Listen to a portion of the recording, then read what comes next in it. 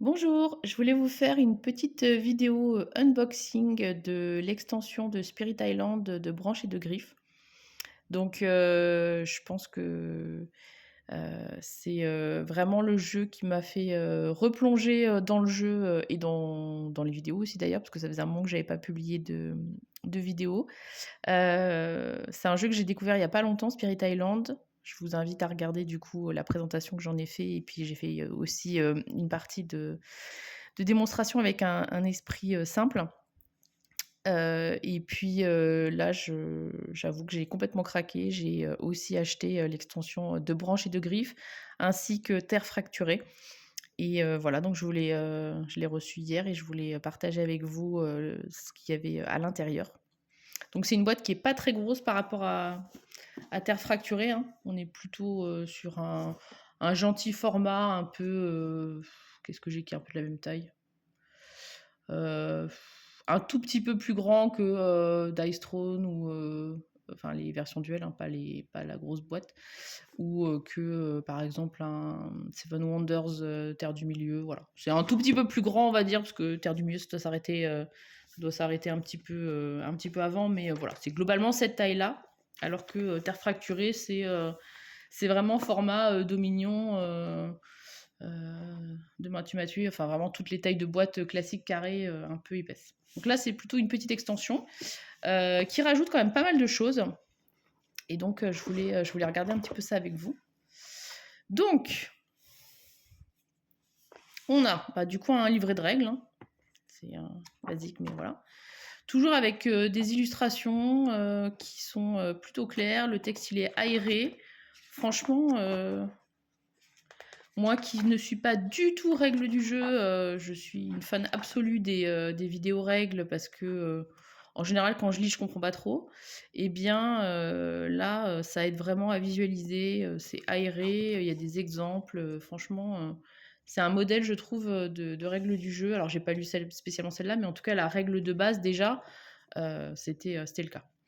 Donc là, il y a tous les nouveaux jetons qui introduisent du coup des nouvelles mécaniques dans cette extension de branches et de griffes. C'est aussi pour ça qu'elle me faisait de l'œil. Donc ça, c'est des jetons bêtes. Vous avez des jetons maladie, vous avez des jetons ronces et des jetons discorde. Et en fait, les jetons vont apporter des nouvelles mécaniques dans le sens où, par exemple, si vous avez un jeton maladie sur une région, eh bien, ça veut dire que la prochaine action construction dans la région va être empêchée. En fait, les envahisseurs sont malades, vous avez lancé une malédiction et une maladie sur eux, et du coup, ils peuvent pas construire, et puis après, vous vous débarrassez du truc. Ça, c'est des petits jetons qui servent, si j'ai bien compris, au scénario. Donc je pense que c'est si on veut faire un tirage aléatoire des scénarios, ou je sais pas, j'ai pas trop compris en vrai à quoi ça servait. Je n'ai pas encore fait une fouille complète de toutes ces subtilités-là. En tout cas, moi, c'était vraiment les jetons qui me faisaient envie. Et les concepts derrière, évidemment. Alors, on a des nouveaux esprits, parce que c'est aussi le truc sympa dans Spirit Island, c'est les esprits différents, hein. Ça me fait un peu penser, alors pas du tout la mécanique pour le coup, mais en tout cas en termes d'esprit et de sensations à Aeon's End, qui est un de mes jeux préférés de très très longtemps, et de très très loin, beaucoup de jeux. C'est vraiment un des jeux que j'ai le plus joué, et le plaisir d'Aeon's End, c'est ça, c'est d'avoir des mages différents qui jouent différemment, d'avoir des némésis différentes. Et là, Spirit Island, c'est aussi c'est ça.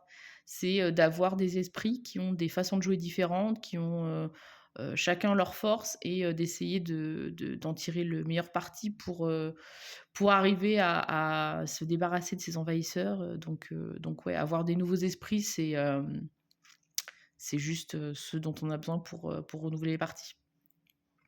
Donc là, c'est croc acéré tapis sous les feuilles. Euh, Je trouve que le dessin, il est pas hyper. C'est comme s'il était pas hyper fini. Je sais pas si on voit, mais en plus, quand on regarde une vidéo, on peut se dire que c'est la qualité de la vidéo, mais c'est comme si c'était un peu pixelisé, flou. Je sais pas. Alors après, c'est peut-être un effet de style, mais et là, c'est encore pire. Mais bon, bref, on joue pas pour ça non plus. Donc, ouais, celui-là, c'est complexité moyenne. Ensuite, on a le gardien des contrées interdites, qui est également de complexité moyenne, qui est un peu plus fini, je trouve, plus joli. Voilà, avec, du coup, ces pistes de présence. Ce qui est chouette aussi, c'est que chaque, esprit a des croissances un petit peu différentes. Là, je vois ajouter une présence, un coup à -3. Ouais, ça a l'air, j'ai hâte de pouvoir, tester tout ça. Ensuite, on a le sommeil, le serpent pardon, sommeillant dans les profondeurs, complexité élevée. C'est un espèce de serpent avec un flou là sur une espèce de mousse, un peu bizarre. Voilà. Ah, c'est pareil, ça fait un peu genre, je sais pas comment dire, mais ou dessin d'enfant pas fini, ou c'est pas très gentil pour l'illustrateur, mais je sais pas si c'est l'impression qui est pas bonne ou si c'est le dessin qui est comme ça, mais ça donne une sensation vraiment bizarre. Ou comme une photocopie du coup qui atténuerait le rendu, je sais pas. Et le cœur du feu sauvage qui a aussi une complexité élevée. Très très classe. Et du coup lui qui va générer des éléments. Ça a l'air cool. Donc, on a également un nouveau plateau, enfin un morceau de plateau qui se rajoute, qui va se mettre en haut du plateau normal, où on peut rajouter du coup les scénarios, les adversaires, les cartes événements, puisqu'on va aussi jouer avec un paquet de cartes événements qui va un petit peu semer le chaos dans nos plans si bien élaborés. Donc ça c'est chouette. A priori ça rajoute beaucoup d'aléatoire au jeu, enfin pas d'aléatoire mais de variabilité et puis d'intérêt au jeu. Donc j'ai hâte de tester ces événements. On a également, donc ça je vous ai pas encore montré, dans la boîte de base, il y a des adversaires qu'on peut rajouter pour augmenter la difficulté, et en plus ils ont des niveaux de difficulté différents. Donc il y en a 2 ou 3, je sais plus, dans la boîte de base, et là on en rajoute un, donc c'est la France. Et puis il y a également des scénarios.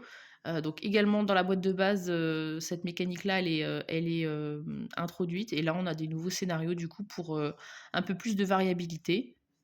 Voilà. Et ce que je trouve super, par exemple, vous voyez ce scénario-là, il vous dit c'est plus facile pour les esprits puissants sur les côtes, comme par exemple la poigne vorace de l'océan. Et c'est plus difficile, par contre, si on rajoute le royaume de Brandebourg-Prusse comme adversaire. Voilà, ça vous change un petit peu du coup soit les mises en place, soit les règles, etc. Et du coup, ça vous rajoute encore de la rejouabilité. Ça c'est pareil, ça fait vraiment un dessin de gamin bizarre. Bon, bref. On va dire que c'est pas forcément le visuel qui m'attire dans le jeu. Donc là, on a du coup les cartes de départ des esprits qui sont dans la boîte. Hein. Bon, rien d'extraordinaire. Ensuite, on a du coup des nouveaux pouvoirs mineurs et des nouveaux pouvoirs majeurs. On va pas tous les faire, mais voilà, donc ça vous rajoute du coup d'autres options. Et puis bien évidemment, il y a des cartes qui vont jouer avec les nouveaux effets. Hein. Là, par exemple, c'est ajouter une bête. Donc, il faut absolument jouer cette carte quand on a l'extension et qu'on joue avec. Ça, c'est un truc que j'avais au début, donc dans Aeon Zen, pour revenir sur la comparaison. Comme j'avais acheté du coup 2 boîtes plus extension, machin, j'avais tout mélangé. Et au final, je me suis rendu compte que c'était pas forcément l'idéal parce que certaines cartes en fait sont vraiment faites pour jouer avec certains mages, par exemple. Et le fait de tout mélanger, déjà ça dilue beaucoup la probabilité de tomber sur une carte, mine de rien. Mais ça peut aussi faire que soit certaines cartes sont beaucoup trop fortes parce qu'elles ont été prévues pour jouer avec la boîte numéro 3 qui était avec des némésis comme ceci ou comme cela, ou là par exemple avec des esprits comme ceci ou comme cela. Et quand vous les mettez avec un esprit de la première boîte, et finalement vous vous retrouvez avec un truc qui est soit un peu trop fort, soit pas hyper adapté.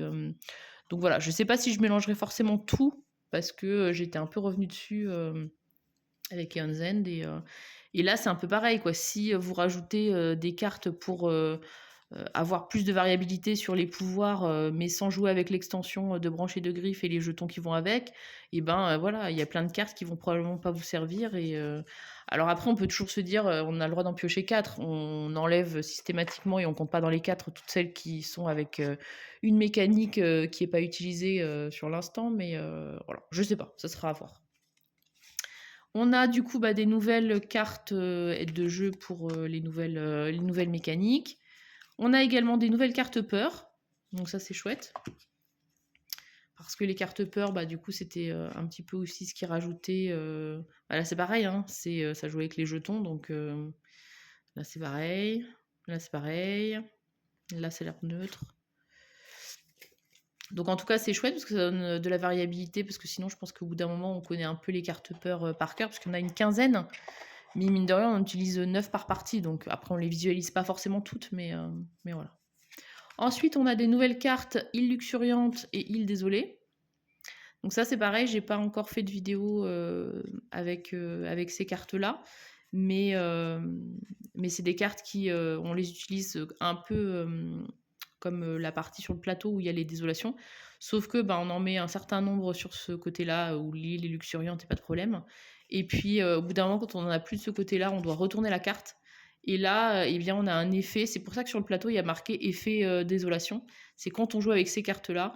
Là, par exemple, ça serait à chaque fois que c'est le début du tour des envahisseurs, je dois faire cette action qui est ici. C'est immédiatement sur chaque plateau, détruisez une présence et retirez un village. Alors d'un côté, ça enlève un village, donc c'est cool, mais par contre, on enlève une présence. Et là, ça fait un peu compte à rebours, sachant que quand on a tourné la carte, même si on remet des jetons désolation parce qu'on a des effets qui permettent de réparer entre guillemets l'île, eh bien, on retourne pas la carte pour autant, hein. Donc une fois qu'on a tourné la carte, c'est fini, on va se taper l'effet à chaque fois. Donc ça, c'est très très bien d'avoir des nouvelles cartes, parce que sinon, dans le jeu de base, il y en a que deux, et c'est genre enlever une présence, et l'autre c'est soit vous enlevez une présence, soit vous perdez un pouvoir, ou je sais plus quoi, enfin. Et du coup, c'était quand même assez basique. Et ça, c'est les nouvelles cartes, du coup.